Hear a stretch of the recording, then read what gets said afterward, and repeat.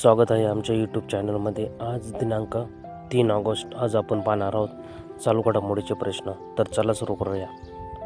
प्रश्न पहिला, नुकत्याच कोणत्या राज्य सरकारने गोविंदा पथकांसाठी विमा कव्हरेजची घोषणा केली आहे? ऑप्शन क्रमांक 1 महाराष्ट्र, 2 गुजरात, 3 गोवा, 4 मध्य प्रदेश। या प्रश्नाचे योग्य उत्तर आहे ऑप्शन क्रमांक 1 महाराष्ट्र। महाराष्ट्र या राज्य सरकारने गोविंदा पथकांसाठी विमा कव्हरेजची घोषणा केली आहे। प्रश्न क्रमांक 2, नुकत्याच कोणत्या राज्य सरकारने शक्तिपीठ महामार्गास मंजुरी दिली आहे? ऑप्शन क्रमांक 1 महाराष्ट्र, 2 गुजरात, 3 गोवा, 4 मध्य प्रदेश। या प्रश्नाचे योग्य उत्तर आहे ऑप्शन क्रमांक 1 महाराष्ट्र। महाराष्ट्र या राज्य सरकारने शक्तिपीठ या महामार्गास मंजुरी दिली आहे। प्रश्न क्रमांक 3, औपचारिक विश्राम अवकाश योजना सुरू करणारे कोणते पहिले राज्य बनले आहे? ऑप्शन क्रमांक 1 महाराष्ट्र, 2 गुजरात, 3 गोवा, 4 सिक्कीम। या प्रश्नाचे योग्य उत्तर आहे ऑप्शन क्रमांक 4 सिक्कीम। सिक्कीम हे राज्य औपचारिक विश्राम अवकाश योजना सुरू करणारे पहिले राज्य बनले आहे।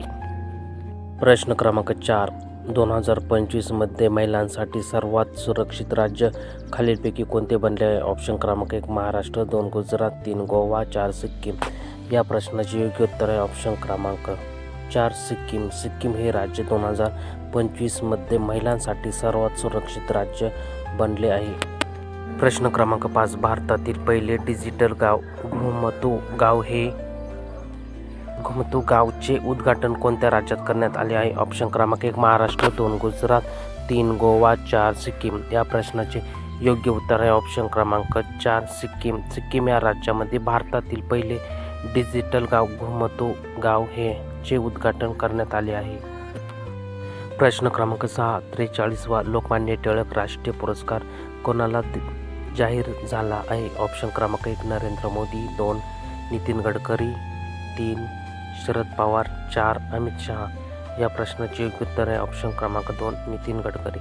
नितीन गडकरी यांना 43वा लोकमान्य टिळक राष्ट्रीय पुरस्कार जाहीर झाला आहे। प्रश्न क्रमांक 7, नुकतेच कोणत्या राज्याने ऑपरेशन मुस्कान XI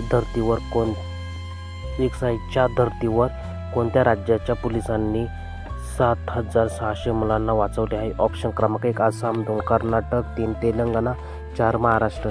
या प्रश्नाचे योग्य उत्तर आहे ऑप्शन क्रमांक 3 तेलंगणा। तेलंगणा या राज्याने ऑपरेशन मुस्कान XI च्या धर्तीवर राज्याच्या पोलिसांनी 7,600 मुलांना वाचवले आहे। प्रश्न क्रमांक 8, ऐतिहासिक बोलानो उत्सव कोणत्या राज्यात साजरा केला गेला? ऑप्शन क्रमांक 1 राजस्थान, 2 कर्नाटक, 3 तेलंगणा, 4 महाराष्ट्र। या प्रश्नाचे योग्य उत्तर आहे ऑप्शन क्रमांक 3 तेलंगणा। तेलंगणा या राज्यामध्ये बोलानो उत्सव साजरा केला गेला। प्रश्न क्रमांक 9, भारतातील पहिले ट्रान्सजेंडर क्लिनिकची पुन्हा सुरुवात करण्यात आली आहे। ऑप्शन क्रमांक 1 चेन्नई, 2 हैदराबाद, 3 पश्चिम बंगाल, 4 बँगलोर। या प्रश्नाचे योग्य उत्तर आहे ऑप्शन क्रमांक 2 हैदराबाद। हैदराबादमध्ये भारतातील पहिले ट्रान्सजेंडर क्लिनिकचे पुन्हा सुरुवात करण्यात आली आहे। प्रश्न क्रमांक 10, नुकत्याच कोणत्या राज्य सरकारने दिव्यांग जोडप्यांसाठी 1 लाख रुपये देण्याची घोषणा केली आहे? ऑप्शन क्रमांक 1 महाराष्ट्र, 2 बिहार, 3 पश्चिम बंगाल, 4 तेलंगणा। या प्रश्नाचे योग्य उत्तर आहे ऑप्शन क्रमांक 4 तेलंगणा। तेलंगणा या राज्य सरकारने दिव्यांग जोडप्यांसाठी 1 लाख रुपये देण्याची घोषणा केली आहे। प्रश्न क्रमांक 11, नुकत्याच कोणत्या ठिकाणी इस्रोने सर्वात उंच एनालॉग मिशन होप HOPE चे उद्घाटन केले आहे? ऑप्शन क्रमांक 1 लडाख, 2 जम्मू काश्मीर, 3 नैनिताल, 4 यापैकी नाही। या प्रश्नाचे योग्य उत्तर आहे ऑप्शन क्रमांक 1 लडाख। लडाख येथे नुकतेच इस्रोने सर्वात उंच एनालॉग मिशन HOPE चे उद्घाटन केले आहे। प्रश्न क्रमांक 12, खोवानी उत्सव 2025 चे आयोजन कोणत्या ठिकाणी करण्यात आले आहे? ऑप्शन क्रमांक 1 लडाख, 2 जम्मू काश्मीर, 3 नैनिताल, 4 यापैकी नाही। या प्रश्नाचे योग्य उत्तर आहे ऑप्शन क्रमांक 1 लडाख। लडाख येथे खोवानी उत्सव 2025 चे आयोजन करण्यात आले आहे। प्रश्न क्रमांक 13, नुकतीच कोणत्या ठिकाणी बटालिक क्रिकेट लीग 2025 चे आयोजन करण्यात आले आहे? ऑप्शन क्रमांक 1 लडाख, 2 जम्मू काश्मीर, 3 नैनिताल, 4 ABK नाही। या प्रश्नाचे योग्य उत्तर आहे ऑप्शन क्रमांक 1 लडाख। लडाख येथे नुकतेच बटालिक क्रिकेट लीग 2025चे आयोजन करण्यात आले आहे।